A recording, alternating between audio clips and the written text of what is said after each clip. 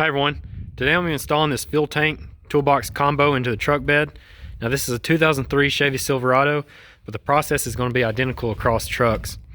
I got tired of hauling around diesel in 5-gallon cans, so I finally broke down and got me this fuel tank. This is a 35-gallon fuel tank. I like it because it wasn't too big, it didn't stick up too much and cover the window, and also allowed me to use most of the bed still. Now, the Tractor Supply ran a good deal at the end of the year, so I got this one. I know there's plenty of other ones. They'll be almost identical to this. I'm going to be putting in a 8-gallon per minute fuel transfer pump. This is everything that came with it. I'm going to be putting the link in the description of all these products. But it came with 10 feet of hose, a basic nozzle, 15 feet of wire, and then here's your pump right here. Not too big. It also came with some fittings, an adapter fitting back to the tank, and a fuse. And then here's your pipe that goes down into the tank. I also ordered a fuel filter kit for this, all GPI. GPI was made in the USA out of Kansas. Looked like a pretty good product. It comes with its fuel filter here. I'm going to be putting this in the tractor, so I want to make sure I remove any trash before it goes into the tractor and into the injectors. But this kit right here came with everything you see here, the adapter, the filter, and a threaded pipe here. And you can kind of see what it looks like on a pump. There were also some parts that I had to buy separately, some zip ties for the wire, some lugs, and battery clips to go back to the battery. Also a right angle fitting there, and then thread tape. You want to make sure on the thread tape that you get some that's rated for petroleum. So they're rated for petroleum oils. And that's it. All right, let's get this thing installed. First thing I had to do was clean out the truck bed. I washed out all the mud and leaves to make sure there wasn't anything left over. If I'm going to put this fuel tank in and bolt it down, it's probably not going to come out for a long time. So I wanted to make sure it was clean underneath. I also took the bed liner out and washed under it so that there wasn't going to be any dirt trapped underneath.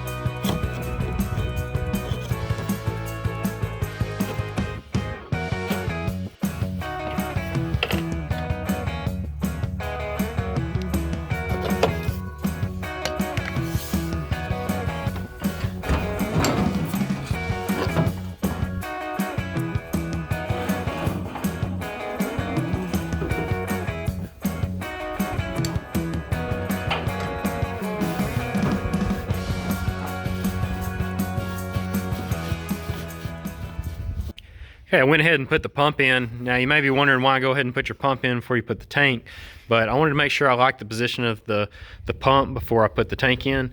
Now if you're dead set on having your tank in the middle, it may not matter, but I wanted to put my tank to one side so that all my hoses could fit here in this gap. I initially thought I wanted it on the passenger side, but after putting the pump on and in there, I realized that this would swing and potentially hit the glass, and I didn't want that. And I wanted this tank as far back up to the bed as I could. So then I moved it over to this side. So put in your pump, see how it fits and looks before you bolt down your tank. Now this pump does have the spin collar on it. I like the spin collar. You can see it allows you to kind of position this in any direction that you want. When you tighten down this nut, it'll lock it into place. Double check everything before you start drilling holes in your bed. This is probably the most important step. You can't be careless or else you'll end up with a bunch of holes. They may be covered anyways and you may not care, but I'd rather not just have useless holes in my truck bed. Like I said, I wanted this as far back into the bed as possible, but you want to make sure that you can still get your gas cap open.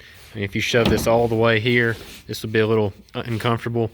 So I'm going to put a little gap there, and then I'm going to look and see where my tabs are.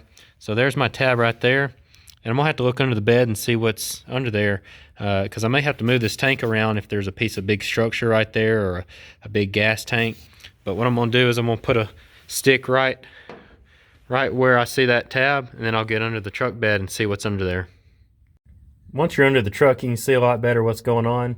It's really good to measure, so I can measure and see where the bed ends on both sides, and then measure each direction and look and see where I turn out. You can also use that stick I was talking about, look and see where that stick is, and follow it straight up and see what you have going on. I'm predicting that it's going to come out about right here, so I'm going to drill on the other side and see what we find out. But in this whole area I don't have anything going on, so I should be perfectly good.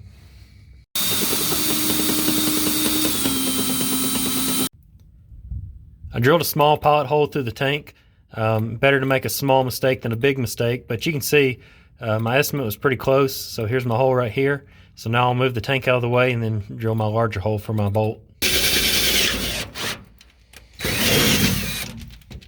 Got the first hole complete, and I went ahead and put the bolt through it. As I drill these other holes on these tabs, I don't want the tank moving around, so even though I didn't fasten that bolt, I went ahead and put it through it so that the tank remains in the same place. So now I'll go through and I'll drill my little pilot hole wherever this tab ends up. Got all my bolts into the fuel tank, and this is how the manual says to install the nut. So I'm gonna get under the truck and fasten it. Fortunately, I found a little wrench to wedge on the top side and hold it in place while I'm underneath.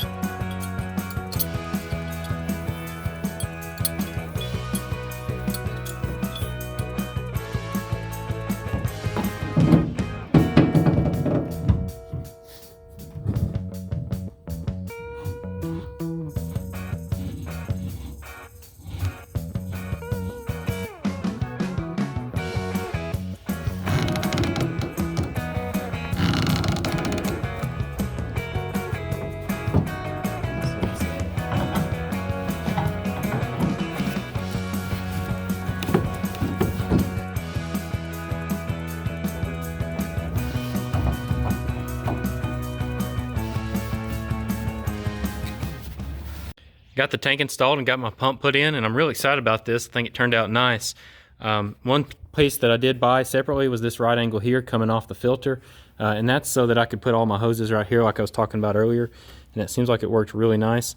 To pull your pump off, take it out of there, and then you can turn your pump on right here, turn it on, then it'll start running, and then I'll have gas. Now next step, I'll have to take this wiring, tuck it under there, and send it to the battery. To make this pump functional, I got to route my wires back up to the battery. So what I'm going to do is I'm going to take this, put it right here behind the cab, and then I'm going to take zip ties and zip tie it all the way back to the battery. Got my wires pulled down. I secured them with zip ties here. Fortunately, I found the electrical conduit that heads back up to the battery, and it just follows the frame, and it had tie-off points, so I just tagged along that, went up to the frame, and you can see followed that all the way up to the battery. Now when you're doing this, you want to make sure that you keep your wires away from anything really hot, mufflers, or anything moving, such as your drive shaft. But this is a good example. If you can find those places, tie off on current existing electrical wires, do that. This part's going to be different for every vehicle. On this Silverado, the battery terminals are a little odd. They don't have just posts sticking out of the battery. The bolt screws into the battery. So I did use one battery clip and then one lug over here.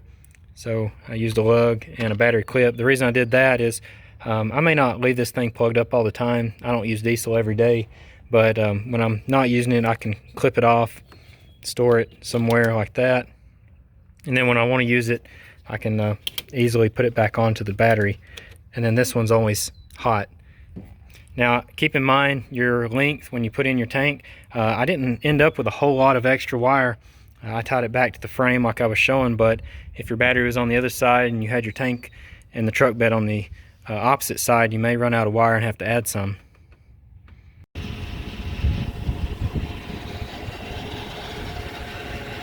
Everything's hooked up. Now it's time to put it to use. Flip the switch.